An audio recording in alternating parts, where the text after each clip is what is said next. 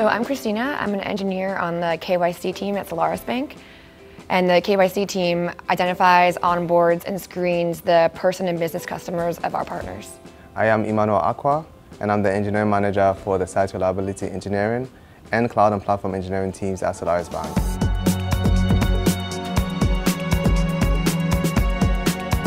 Solarisbank is Europe's leading banking as a service provider, and what we do is we enable businesses offer their own financial solutions.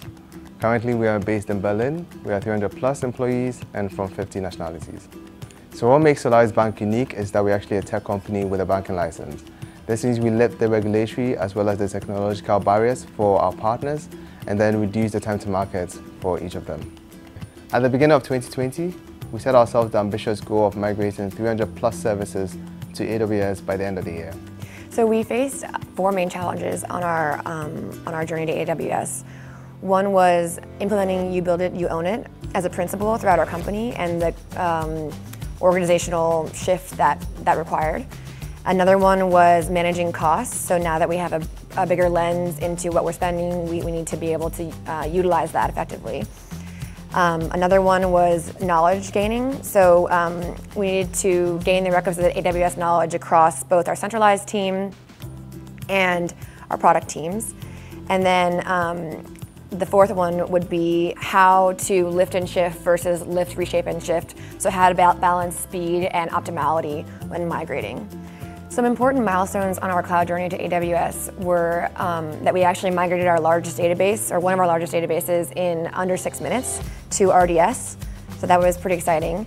And that now, as teams migrate more and more of their services to AWS, it takes a matter of weeks rather than a matter of months to migrate a service.